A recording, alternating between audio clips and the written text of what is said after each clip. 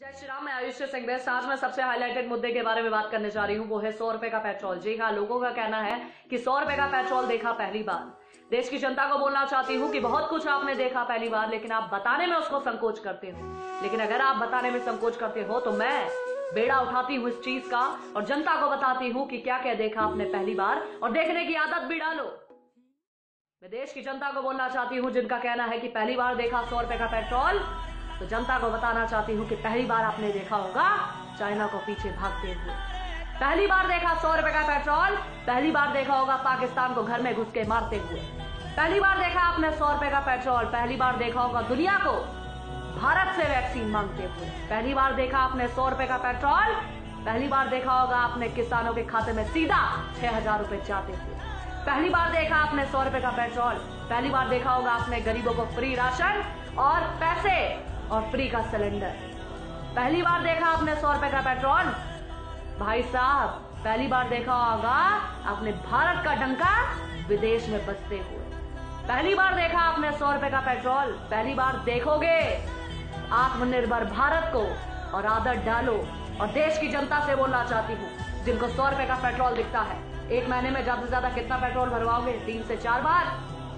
आपके अगर 10 से 20 रुपए भी, अगर महीने में 40 से 50 रुपए भी ज्यादा अगर नहीं खर्च करने का दम रखते हो, तो कैसे उम्मीद करते हो कि देश का जवान आपके लिए और देश के लिए सरहद में बैठकर गोली खाए और किसी का बेटा शहीद हो जाए? जब आपकी सोच इतनी है 50 रुपए को गार्ड मारने की, तो दूसरे के बच्चे की जिंदगी क्यों दांव पे लगवाते हो?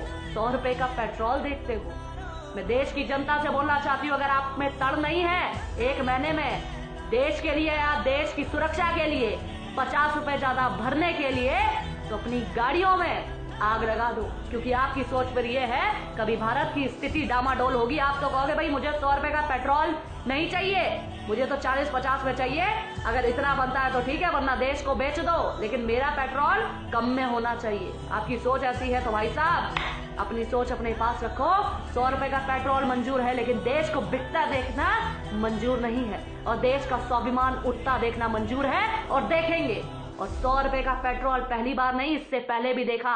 अगर उस समय भी आवाज उठा दी होती तो आज देश के हालात, अपने लिए कभी आवाज उठा दी होती तो आज आपका धर्म खतरे में ना होता और देश खतरे में। आपने कभी सोचा कि कोरोना काल में जब देश में महामारी चल रही है, देश का प्रधानमंत्री देश के लिए, देश के लोगों के लिए और सेना को मजबूत करने के लिए, देश को मजबूत करने के लिए राफेल ला रहा है, लेकिन आपको तो 100 रुपए का पेट्रोल दिखता है, राफेल की कीमत किसी को नहीं दिखती। किसी ने नहीं बोला कि महामारी चल रही है, आर्थिक स्थिति डामाडोल है, लेकिन फिर भी राफेल आ रहा है। बोलना चाहती हूँ, अगर इतने सवाल आपने पहले पूछे होते तो आज देश की स्थिति क्या होती या आपके सामने होता।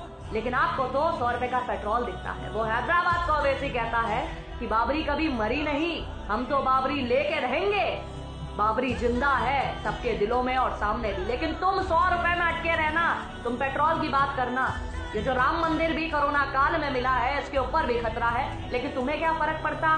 तुम्हें तो 100 रुपए का पेट्रोल के बारे में बात करोगे ना।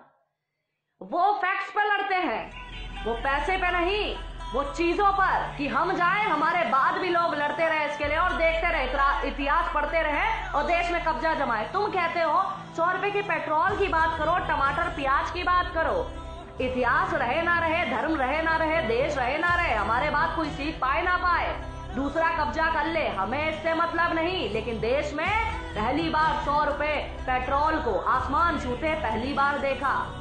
आत्मनिर्भर भारत भी पहली बार देखोगे और बहुत कुछ निश्चित रूप से पहली बार देखोगे। और जागो 100 करोड़ हिंदू, अरे जागो 100 करोड़ हिंदुओं, देश में हिंदू राष्ट्र भी पहली बार देखोगे।